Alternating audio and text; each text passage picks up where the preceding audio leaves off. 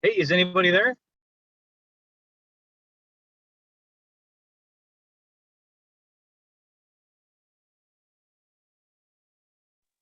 Just doing a test to make sure. Is there anybody there? Good morning. Oh, hey, good morning. Sorry, I was just making coffee. All right, I'm just drinking mine.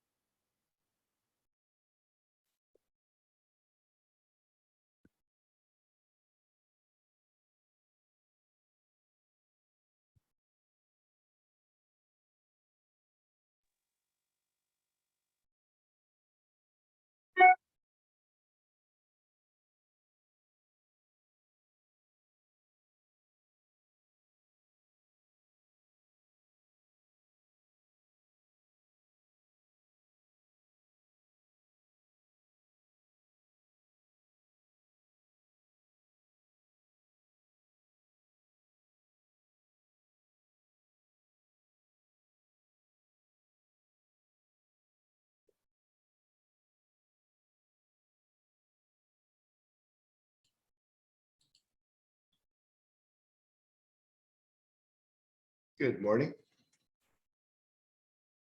Good morning, Ron. Good morning. Morning. You guys got some sunshine down there, Andy. We need our fog goggles on up this way.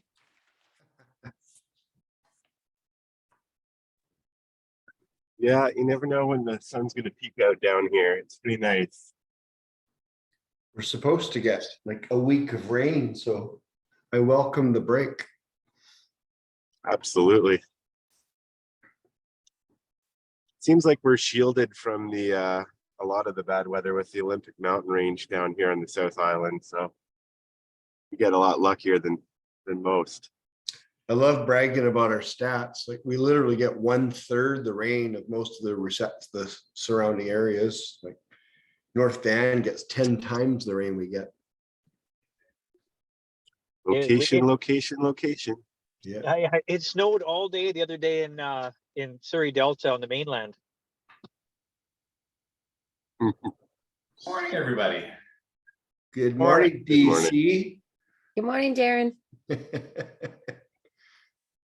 Good morning, Matthew. Good morning, Jen Pike. Good morning, everyone else. Morning, Matt. Morning, Darren. How's it going up in Chemainus? Pretty okay. Pretty okay. You are we need a little more positivity from you. I am very positive. I'm just it's baseline. Baseline's good.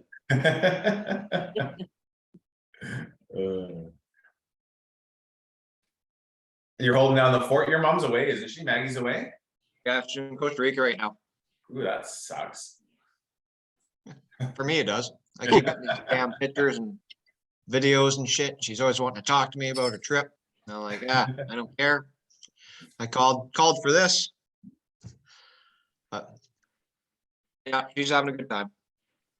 Perfect. Well, we've talked about it a few times, and sometimes, when you get the opportunity to get away and put your feet up, you take it, because it doesn't exist all the time. So Especially after the last 3 years. I mean, it's first time leaving the country in like 5 years. That's because she didn't get away before COVID. So yeah. Morning, Emily. Good morning. How's it going? Good. Good. Yeah, we got some sunshine here. I'm so happy. Yeah, it looks like it might be a nice day out there today, which is fabulous. I hope so. And he's got sunglasses on. How you feeling this morning, Andy? Well, I got sunglasses on and it's not that sunny. How's about you, buddy? You know what? I actually feel pretty good. I'm not gonna lie. I ended up having 1 or 2 beer more than I initially thought I was gonna have. Andy and I met at Brown's downtown for a pint after work, and I think we sat there for two hours, 2.5 hours. Yeah, you know, time flies when you're having fun, right? right? Yeah. Yeah. It always starts with one. This is old hat. We're realtors. We got this. It's coping.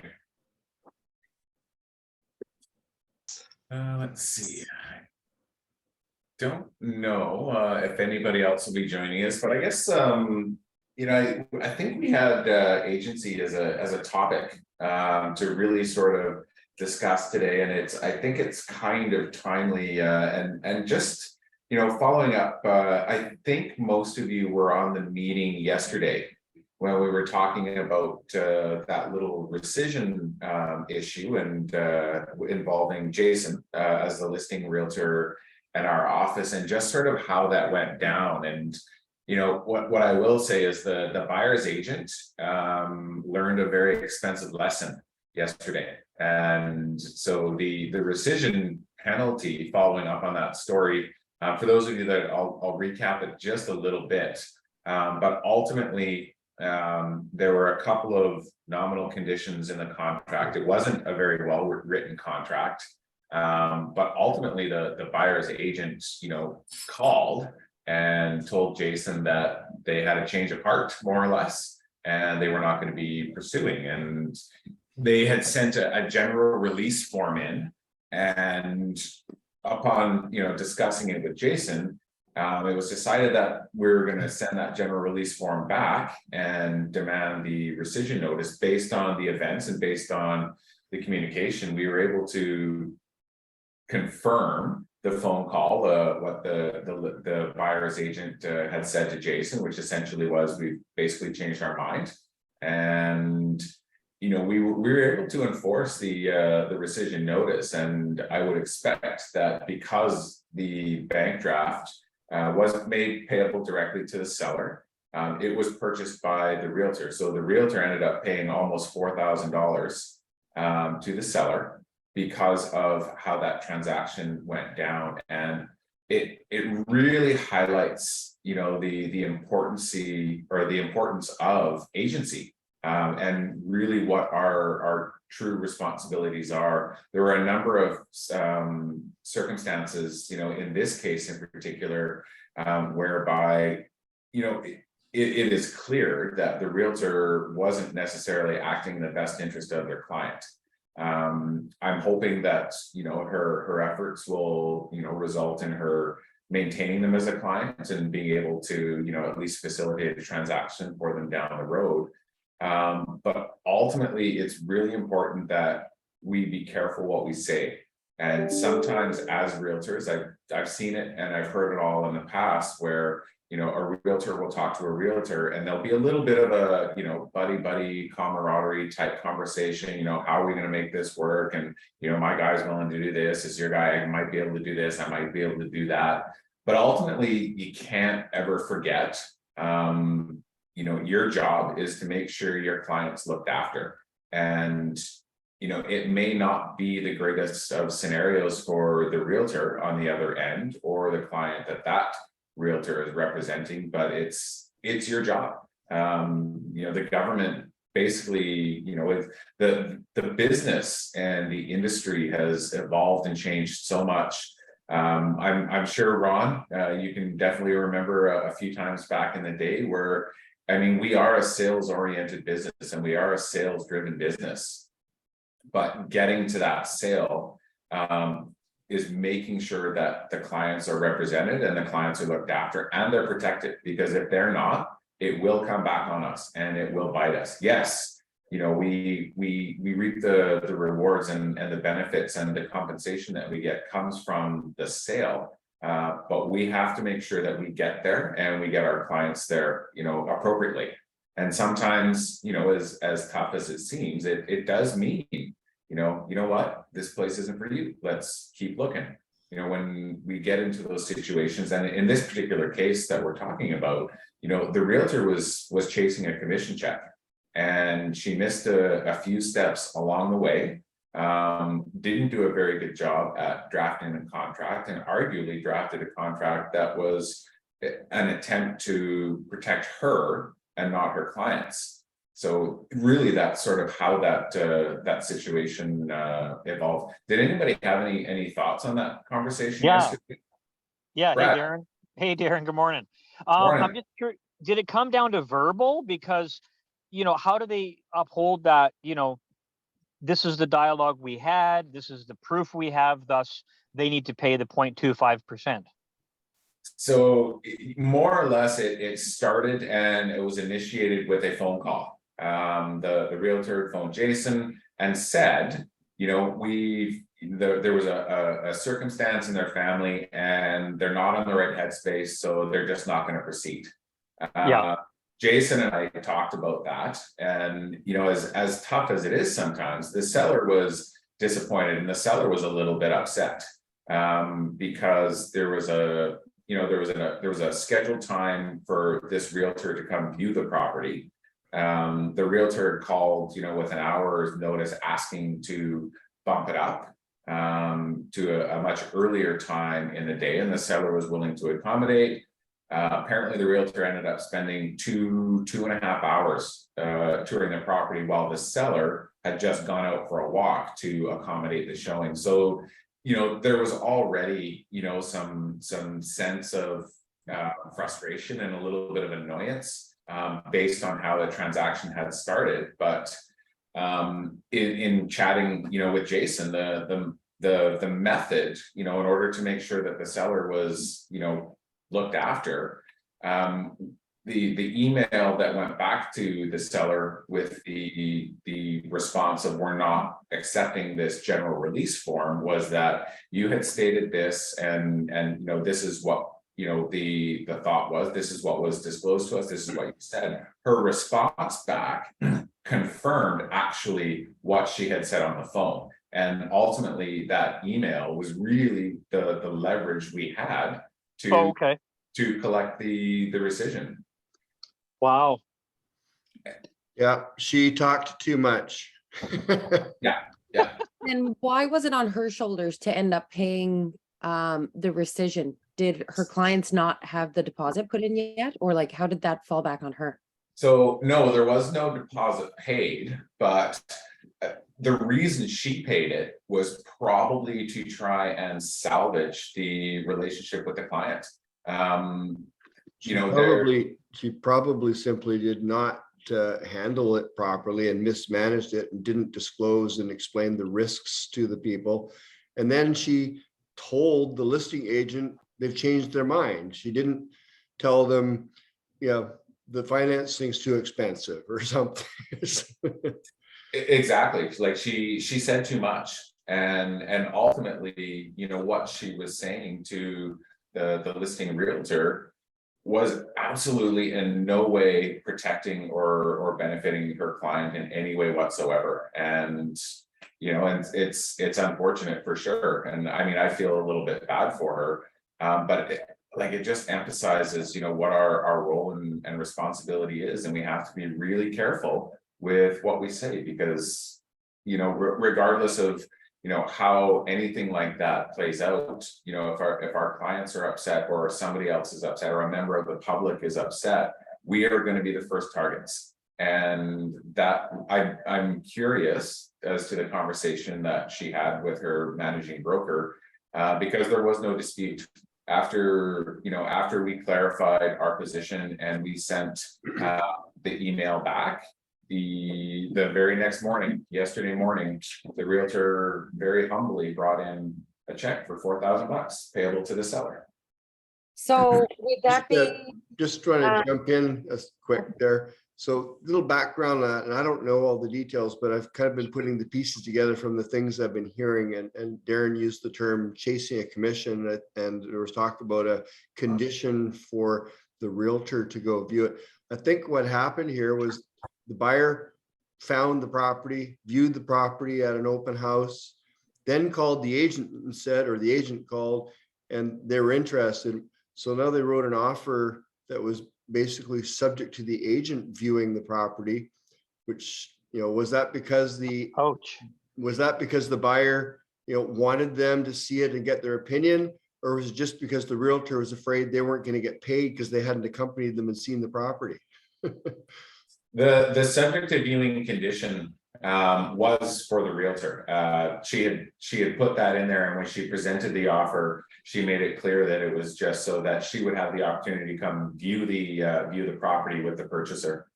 Because the purchaser had already viewed it. You're 100% right. I mean, I could see myself doing that, and you know, as far as, you know, being wanting to protect my client and see the property and give them my advice about, you know, what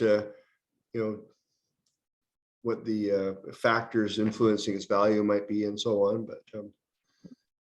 But you know, in the end too, you know, that's why it's, you know, we have, you know, the office tours, and we have the listing tours, and it's always good practice, you know, for you as realtors to get out there and see as much as possible. It's a really tough situation to, one, be writing a contract before you actually view a property or see a house, to really truly be able to advise the client on what the best steps are. I suspect, you know, that conversation with that buyer was like, well, you know, what do you want to offer? You know, what do you need any conditions? Like, there was no advice. It was just probably just writing, you know, a few loose terms on paper. And, you know, to the extent of that contract, the you know, the subject of viewing had no, you know, it had no intent other than viewing. The clause was written specifically subject to the buyer viewing the property on or before X date, and that was it. Like, there was no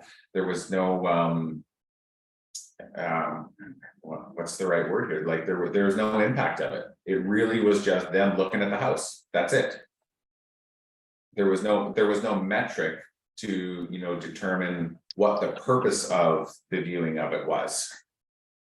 So I don't understand why they wouldn't just, before writing the contract, try and get a showing right away. Is it because she didn't want to like lose out on it? Is that the whole? Okay, Yeah. that's In odd. Okay. too much of a hurry to write a contract. Yeah. So that's kind of scary. Wow. It is. Yeah. I'm way too much of an anxious person to ever do something like that. I would be freaking out. You know, I can see, you know, sometimes in very rare circumstances, but you know, all of the, you know, the legal update work that we do, and you know, all of the ethics and all of the obligations that are put upon us and the responsibilities that we take on, you know, ultimately, you know, the regulator and the government and the people that oversee our profession, they don't want people to be rushed into this process. You know, the part of the whole rescission period was allowing, you know, an opportunity or allowing for time to make sure that somebody is ready. And when we, regardless of a rescission period or not, we should be making sure that by the time we're putting pen to paper or we're drafting a contract, we have done everything we possibly can to make sure that our buyer is prepared. That is going to help us deal with things that may come up in an offer or in an inspection or a challenge with financing or whatever it may be. But you know, having those conversations and really talking your client through it before you actually do it is immensely beneficial, and it saves a lot of time and a lot of hassle. Making sure that they're prepared, making sure that they understand what the process is. You know, we don't want them just signing a contract and then all of a sudden, you know, dealing with, well, what happens in this condition? You know, we should be sitting there, and when we're putting a subject to inspection condition is, this is how that inspection could go. These are some of the scenarios and these are some of the possibilities that could develop. And, you know, if we talk about it now, we have a good idea on generally how an inspection is going to go. There's, you know, if we're familiar with a property, we can certainly see that, you know, the furnace is old. We can see that, you know, the hot water tank is old. We can see that, you know, the windows are old. Like, those are all things that often, you know, an unprepared buyer will be overwhelmed by in inspection reports. So how we address that initially and taking those steps to make sure that they're prepared and really that's what it boils down to, is just being prepared by the time they make that offer. By the time they make that offer, they are not worried about, you know, something unknown coming up. Like they're prepared and they're ready to deal with some of the potential hiccups and some of the potential challenges that are going to come through the very normal process of, you know, establishing your financing and getting your inspection and interpreting those results. You know, being able to have a good conversation with the home inspector, you know, making sure that it's the right fit too. You know, buyers will always, you know, there's, you know, buyers should be obviously, and you know, if they choose to work with us, we hope it's because, you know, they've had an interview, they've conducted some people, they like us, we like them, and we're going to move forward. You know, anybody that they're working with, it should be the same with a home inspector. You know, they should be calling one or two and having a conversation with them. Who are they? What type of, you know, personality are they? What's their approach? You know, how do they analyze things and how do they present things? You know, it's not uncommon for, you know, a home inspector to, you know, have the reputation as a deal killer, because there are home inspectors out there that will just go in and they will do everything in their power to terrify you from buying a property, and it actually could be the right property for you. Yeah, I agreed. Yeah, there's some ones with not so good bedside manners. It's, you know, and again, I mean, really that just kind of speaks to professionalism. That's one of the key things. You know, I know we've chatted about it a few times, but you know, our goal should always be to be better. And Appreciate it. No problem. we struggle with that sometimes, and often, you know, that can come with, you know, a little bit of urgency or a little bit of panic, or you know, like, yeah, it's been a while since I've been paid, and you know, like there's numerous little scenarios that can really put us in these situations, but we do have to be really mindful of it, because it's, you know, the penalties today. Thanks, buddy. For negligence, and the penalties today for, you know, misrepresenting an individual or being negligent in you know, a relationship with an individual are much worse than they were even 5 years ago. You know, prior to most of you being licensed, you know, a penalty from, you know, the real estate council, now the BCFSA, is $1,000. You know, and $1,000, and then, you know, maybe your license was, you know, suspended for a week and you had to take an education course. But like, what's the impact on that back then? I mean, this is the whole reason why everything is shifted, because ultimately what it was a forced vacation. You know, a realtor's collected $15,000-$20,000 in commission, had to pay $1,000. It was just treated as the cost of doing business, and I'll go on holiday for a week, and then I'll have to take a course, you know, a remedial course that I'm required to take anyway to maintain my license. Like there was zero impact. And that's one of the reasons, you know, why the reputation of the realtor has struggled. And you know, it's really important that we understand that it's our job and it's our responsibility to help build that confidence in the consumer and that trust in the buyers and sellers that we're working with. Right on. Hey, Darren, Yeah. with regards to offers no longer being unconditional because of the rescission period, I don't know if I missed something back in the day, and I just wanted to kind of quickly touch on it. And if we need to have a separate conversation, that's fair too. But with regards to unconditional offers in the past, has there been any change to the verbiage that we're supposed to be using on offers that contemplates that it's basically unconditional short of the rescission period? No. I don't think there's anything, you know, really additional. You know, if there are some terms which are required to be met, not subjects, but terms. I mean, as long as, you know, they're written clearly and, you know, there's a measurable metric and so on. I mean, it really hasn't changed. You know, how we're supposed to be drafting these offers unconditional hasn't changed. The only thing that has changed is the consideration for the rescission period. Got it. Thanks. So Yeah. this $4,000 that the agent had to pay, can she go through errors and omissions for that? No, Errors and omissions doesn't cover negligence. Yeah. Yeah.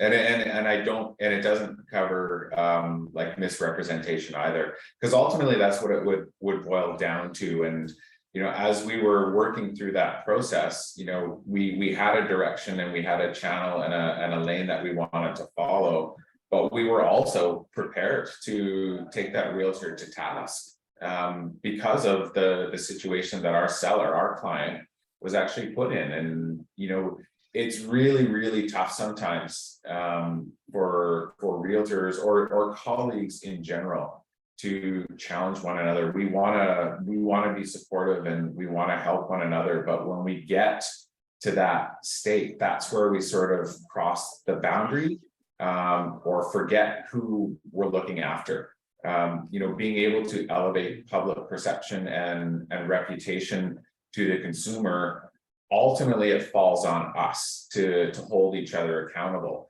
The rule changes, the agency changes, the regulatory changes, that is all completely a result of realtors not holding realtors accountable. Ron, you have a question? Yeah, just to comment, the $4,000 is kind of a magic number, because when you have to go through errors and omissions, you're paying $4,000. Your deductible's $2,000, the brokerage is $2,000, and you're responsible for the brokerage's share. So you have a $4,000 deductible when you have an EO&E claim. Does that ever happen in the office? It's happened half a dozen times in 20 years. That's a pretty nice statistic. We haven't had any claims since I've been here, but I've only been with you guys for about 9 months now, so. The worst of them in my experience was my own screw up about 2-3 years ago. Good clients, good friends, was selling their beachfront home out in Sydney for close to $2 million. And we were doing all of our documentation using DocuSign and on our phones. And about 3 days before closing, I got a call. The buyer's agent had slipped into the contract without us noticing. All furnishings included. $2,000 claim. 10,000? 4,000 is the deductible. My clients got paid out 60,000. Wound up having to leave the furniture in the house. So, you know, to that point too, when we talk about errors and omissions, that's one of the benefits that the public has in working with a professional realtor or a member of the organization. We're required to have insurance in place, which is a safeguard, more or less. We obviously don't want to be in that situation where we have to, but it is an added value, and it is you know, an added layer of protection for general public to be working through a licensee or a licensed realtor. You know, nobody wants, you know, errors and omissions, and that obviously a mistake, but ultimately, you know, in that type of scenario, I don't know what the process was there, Ron, but what they would do more or less is they would test the error to find fault. And the test is, what would a prudent peer do? You know, the issue here was the contract, it wasn't reviewed thoroughly. You know, something was missed and it caused some damage. And fortunately, there was, you know, a method of recovery as far as the damage goes. But in the end, you know, when you're challenged with something and a regulator or a licensing authority is going to come after you, the measure is, what would a prudent realtor do? What would a jury of your peers do? And, you know, do you want, you know, would you like this story? You know, if you're considering, you know, a response or an action, like, I'm pretty sure that the realtor in Jason's scenario wouldn't want the headline of the newspaper to say, hey, I told the listing agent that we just changed our mind. She doesn't want her client to see that in the newspaper. And that's, I mean, it's tough. It really is tough sometimes, because you develop relationships with peers and you develop relationships with colleagues and you want to work well with everybody, but sometimes realtors will forget who they work for. Matt, you look like you might have a question. No, not particularly. But this scenario, just to clarify, is what you think happened was the agent just wrote a contract saying, oh, yeah, we have conditions, so we can back out later. And then they actually Yeah. decided to back out later. That's exactly what happened. And yeah. I suspect that they did not discuss the rescission period properly, or make sure that the buyer was aware of what the obligations of the contract are. There was no term in the contract that says, subject to the buyer changing their mind on or before X date. And that was the reason that they wanted to back out. And you talk about, obviously, acting honestly, acting in faith, and acting, with integrity.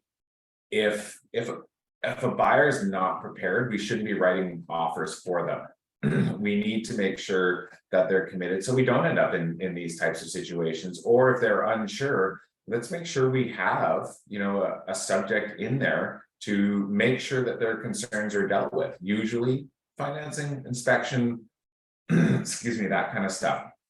But it's just really important to, ensure they're in the right space and understand what the consequences are, because just because you have a subject in a contract doesn't mean you can just collapse it for any old reason. There are, cases, and there is history where, a buyer has used that. Oh, I have a subject. I'm just not going to remove that subject. I'm not going to remove that, that financing subject because I don't like what the strata documents say. That's not a valid reason. And the law does provide remedies for sellers in those situations, because ultimately, if that's the position that you're taking, you are breaching the contract. You've made a promise, and you've said, I'm going to commit to this if I'm happy with this. And if you change your mind or do something other than what you've allotted for, you're not acting in faith, and you are breaching the contract. Brittany? So I have a current issue that's happening right now that is very similar to something that we're discussing here. So my clients put their buyers, they put an offer in on a property. They've removed all of their conditions except for subject to sale. But we just got the water test results back, and it's extremely high in iron or in lead. And that's what's been used to irrigate the whole property. It's the water going to the house. So we're wondering where to go from here. They don't feel safe. I mean, but we've already removed that condition. Was there a condition, a water quality test?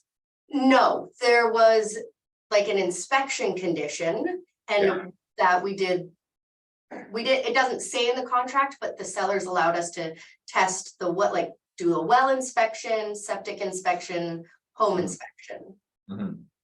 And yeah, but it wasn't specifically written in there to do a water quality test. Yeah, and honestly, the good faith nature of it is the seller probably thought, oh, these guys just want to know. And for a well property or property that's on a well, it's not uncommon. For a purchaser, they just want to know what they're buying. There's nothing from what I'm understanding that really legitimately allows that buyer to back out because they're not happy with that test. It wasn't a condition of the sale in any way whatsoever. They now know what they have to deal with. It will ultimately be their choice, but if their thought is to, not remove conditions are not moved forward based on that, then it's possible, you know, a seller could challenge that. It's a very extensive process. There is some risk. It's a very lengthy process. It can be a very costly process, and it's almost, you know, it's very difficult to prove, but usually there is a record of some sort of communication along the way that can come up. And it, you know, it really just sort of, you know, takes us back to when we were writing the contract. What are your concerns? What do we need to address to make you sure that this property is for you? We know that it's a well. We should probably have the quality of the water tested. Yeah. Just to make sure that we know what we're getting into. Yeah. Ron, did you have your hand up? Oh, where did he go? Oh, I must have dropped off. Okay. So, I guess if my clients decide to back out, we can see if the sellers would allow that. If the sellers allow it, then we can. Have you approached the seller with potentially providing some sort of remedy to the condition of the water? No, I mean, I've spoken with the listing agent. It's Jen. This just all came to be late last night. Yeah. So that's why my first thought was to talk to you and see what would be best, because my clients are really concerned, right? It's 5 times the safe amount of lead. Mm-hmm. It's quite high. So yeah, I just don't know, I guess, how to go forward with it. So, I mean, you can have a conversation with the seller. Okay. You know, another, obviously a good conversation to have would be somebody, you know, with you know, within the health authority or somebody within, you know, water distribution. There's probably, you know, the ability to filter and purify.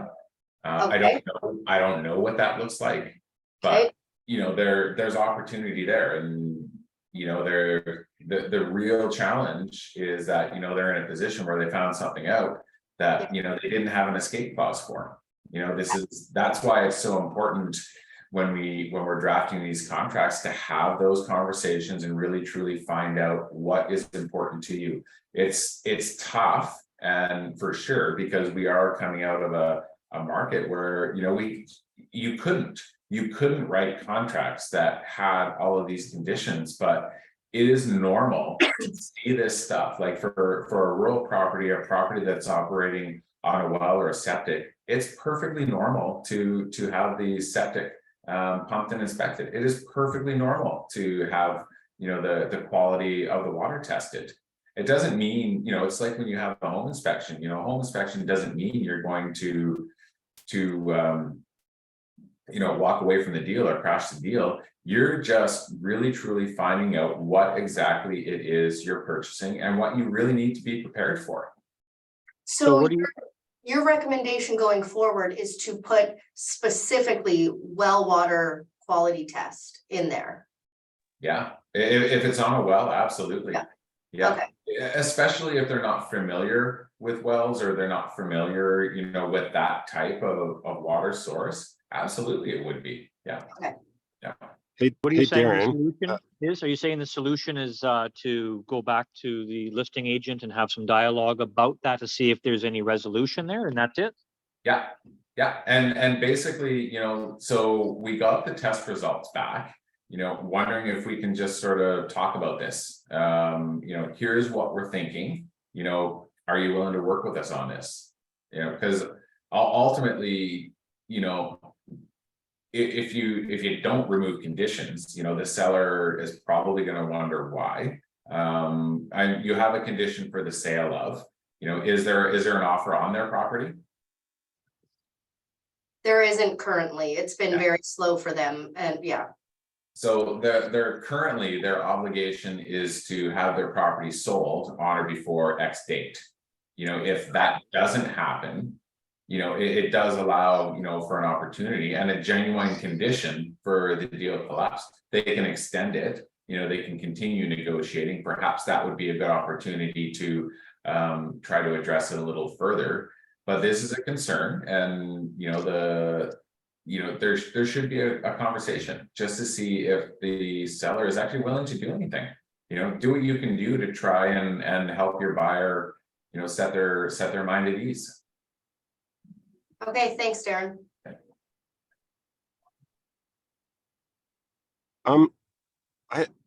Darren, Yeah, yeah, I thought I was, under the impression that our, addendum 1 had the, as a part of the property inspection, or is it addendum 2? I always get it mixed up. With all the, conditions on there, that it included like, septic and well, like Yeah. in the wording, in the verbiage. so the addendum I or the addendum 1, it inserts a lot of general terms, and that term that you're specific on is the one that's titled, I believe, inspections, but it highlights some of the potential types of inspections that can occur throughout the process. So it is a general information page that says, these are some of the things that we can look at. These are some of the things that we may need to consider, but it is not a condition that, you know, allows for that to happen or allows the deal to collapse because it has not been satisfied. It is not a condition. Okay, good to know. I would think that, wouldn't you just make the house unsellable if you weren't getting any help from the other agent? That's probably a bit, I shouldn't say that actually, but you know. Dollar store mold. Yeah, I mean, that's a tough one. And, you know, we all know that those kinds of conversations happen. And we all know that, you know, there is a risk associated with that. We practice, you know, every single day that we go to work, and every conversation that we have and every contract we write, we're taking risk. You know, there's an excellent PDP education course that periodically the boards do put on, but it's titled Risk Management. And every single day, every one of you takes risk when you walk out the front door and you go to work. And a lot of it comes down to, what are you comfortable with as far as risk? You know, it's how you handle investments, how you handle purchases, how you know, decide you're gonna cross the street, or, you know, there's always some element of risk involved in everything we do. But the risks that we're taking, you know, as agents and as representatives are risks that we are taking for other people. They're just as much at risk as we are, and we're not acting for ourselves. We act for them. So it's really, really, really important that we're sure, we're confident, and we have, you know, a measured confidence and a measured sort of assessment on what the proper direction is. And that really does involve having a very deep and a very truthful conversation with our clients. Anybody else? Any thoughts, any comments? Everybody looks really serious. It's kind of a, you know, I mean, it's all stemming from, you know, the same issue, and it all ultimately boils down to, you know, agency and making sure that we never forget who we work for, because if we do, it can cost us. Yeah. I had an offer that it's closed. My buyers moved in, and the sellers took the kitchen chairs, the bar stool chairs, and they were included in the offer. So when I hit up the other agent, she didn't want to participate, even splitting it like half and half for buying new bar stools, and even though it was her fault. And so I ended up kicking the money myself. But I guess in the future I would just refer to errors and omission if it was really expensive gold-plated bar stools, or what? Well, no, errors and omissions, no. So in that type of case, Brad, like the buyer would have a legal remedy directly against the seller, and their course of action would be to sue the seller. Yeah, all right.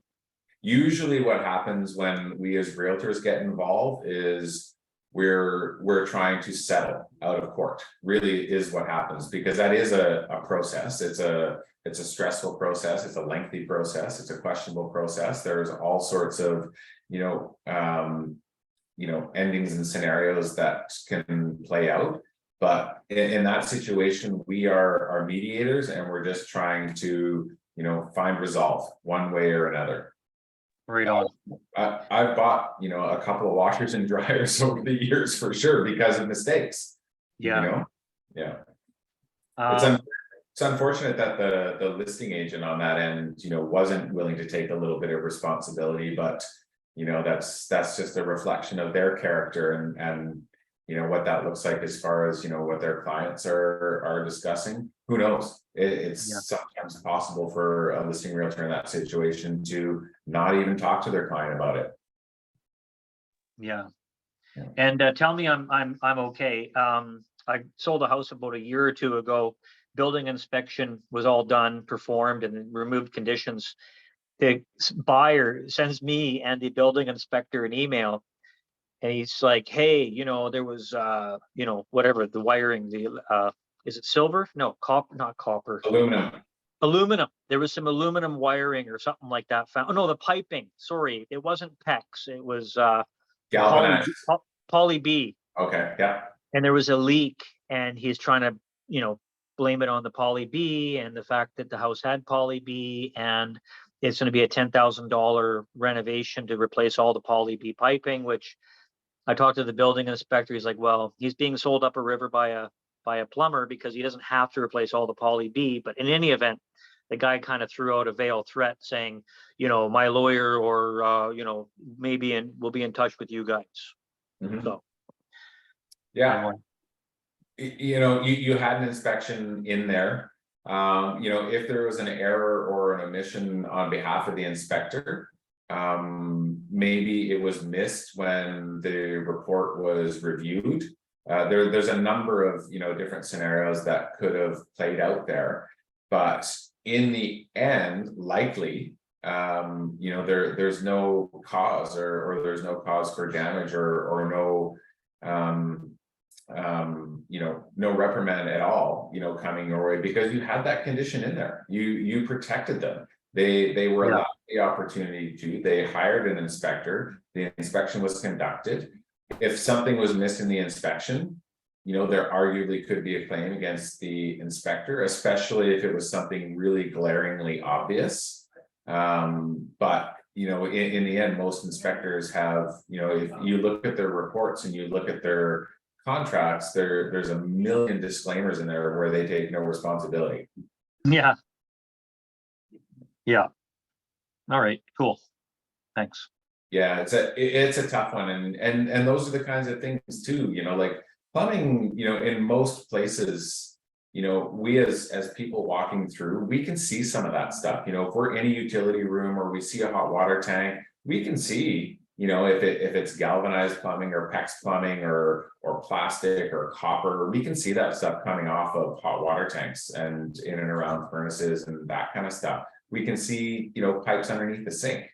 It's not up to us to decide, whether it's good, bad, or indifferent, but it's up to us sometimes to recognize some of these things and point them out so that they're not going to come up down the road. And that's, we've said it before, and the furnace and hot water tank are prime examples. It's tough to say that a buyer hasn't seen a furnace or a hot water tank in a house before they write an offer. They should be aware of that.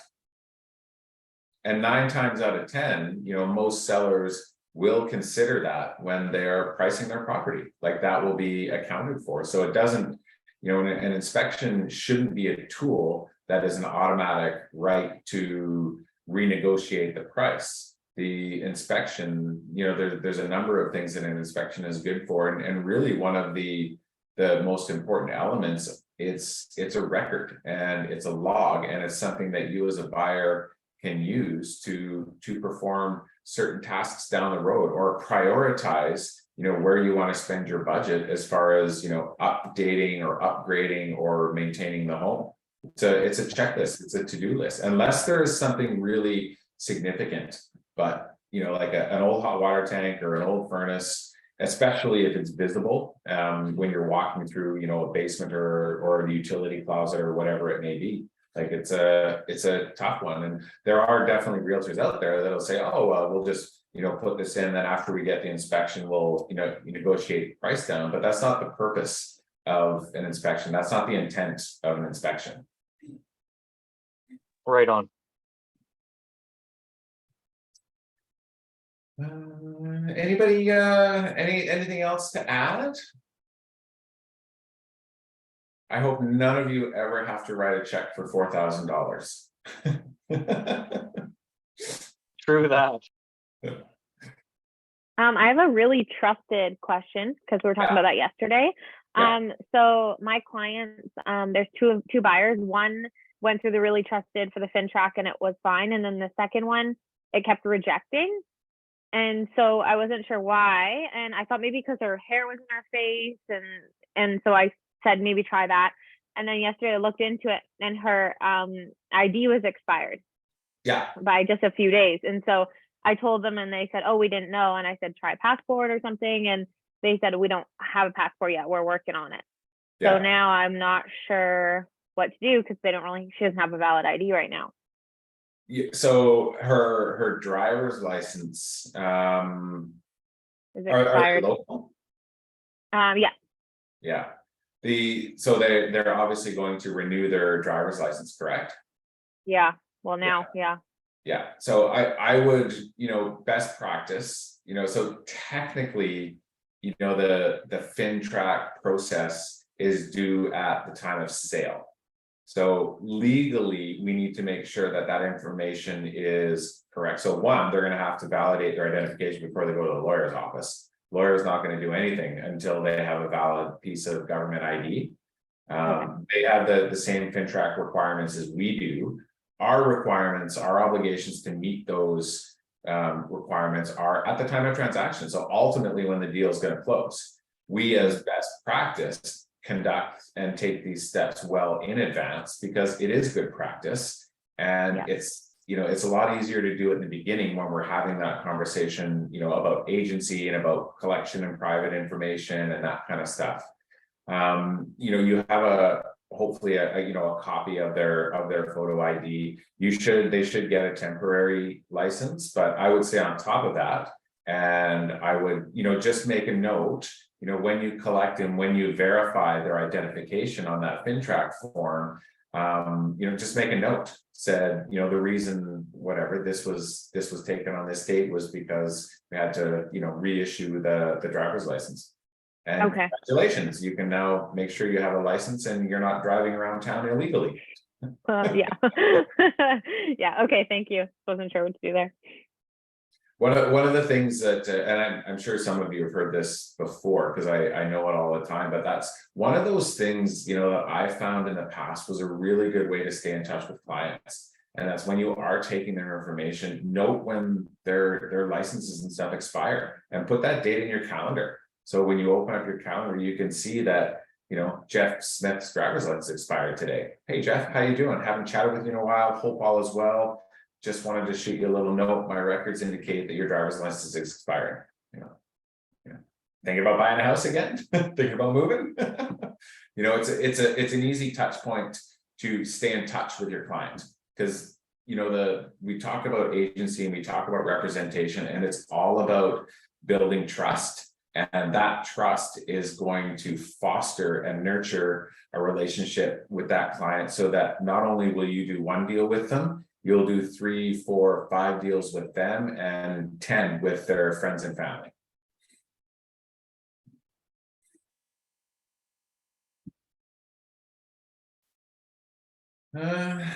Anybody, anything else? I think that's all I've got this morning. Cool. Really trusted. I got to get on that bandwagon and start using it. Sorry if you've already run a meeting on that, but I've downloaded the app. And is it something then I just heard someone say, do you just email them from the app, they're really trusted and they complete some stuff or something? Yeah, so you put you send them a link. You email them a link. The link will take them to a remote app or a mobile app. it takes their picture. They scan their government issued photo ID. Plus they scan the barcode. So the app reads the barcode information on your passport or your driver's license or your BCID or services card. And Yep. it actually vets whether or not it's valid. And that Emily is a prime example of how well it works. Sorry, rejected. Why? Oh, it's expired. It's not valid. The Cool. requirement is to have valid government issued photo ID. That's great. Yeah, it's so easy, Brad. Honestly, there's also like a couple tutorials that I went through, and yeah, it's so much easier than actually manually filling it out. So quick. So So you don't have to manually fill out the FinTrack form. It does it all kind of for for you. you. It does all your FinTrack forms, your politically exposed.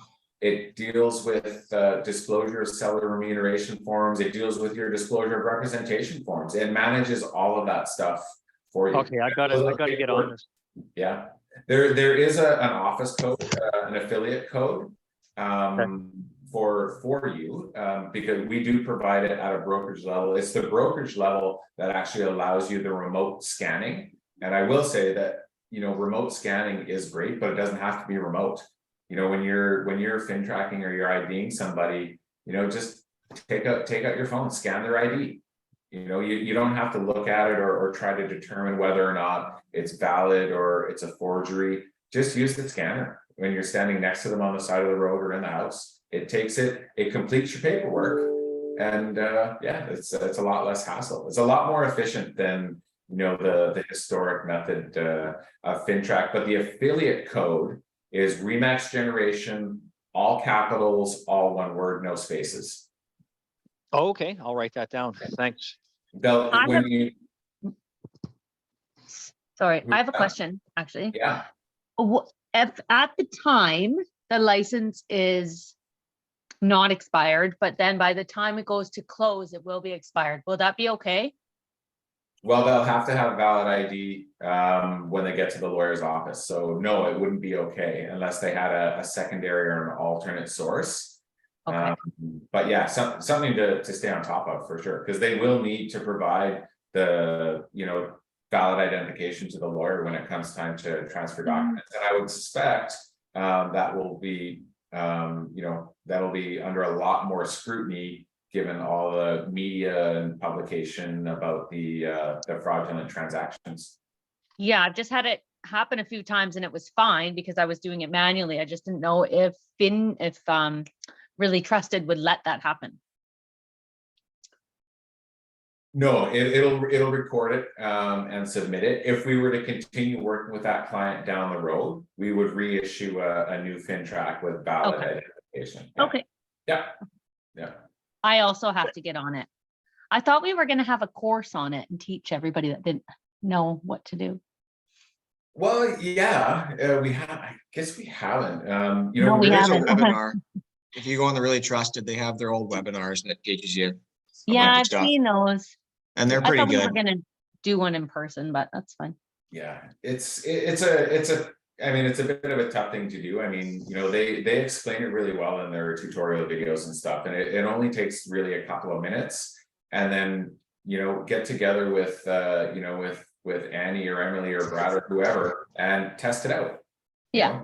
Do an ID process, go through the process of completing the disclosure of remuneration to your seller, go through the process of completing a DORC. Like it really does, like once you make it part of your practice, you'll wonder why you ever, did it the old way in the first place.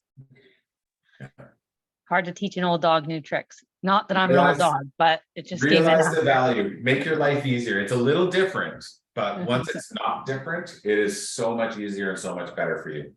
Awesome. Thanks. Yeah, you bet.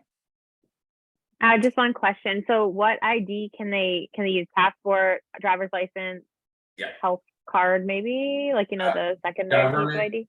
Government issued photo ID. So, Okay. A residency card, a services card or a provincial identification card, driver's license, passport. Yeah. Okay. Is a firearms card government issued? I do not believe so. It is government issued, but sometimes. People don't like accepting it, but it is government issued. I use Okay. mine sometimes just to screw with people. Can you, have you tried scanning your firearms card with Really Trusted to see if they'll accept it? I could. Yeah, they If, don't- Let me know. if Really Trusted doesn't accept it, it's not acceptable. it is government issued, but they did like, it's just not, it's kind of hokey because you just take a picture of yourself and submit it in. Oh, yeah, But so the biometrics might not work. yeah, So that might be a good reason to reject it. yeah, could be. So- Yeah. Okay, everybody. Unless there's anything more, I'm happy to chat, but it is 10 o'clock. I always appreciate taking time out of your morning to join us. These are, I like these two, these conversations sometimes a little bit more than Wednesday. Wednesday can be a little bit, full and have a little bit more of a, a regulatory tone and stuff. But I do enjoy these conversations, and I certainly enjoy the interaction and, the questions and scenarios that we work through together. So I appreciate it. Thank you. Thanks so much. Have a good day, Thanks, guys. See you guys Good day. soon. Take care. Good Do there. Karen. Bye.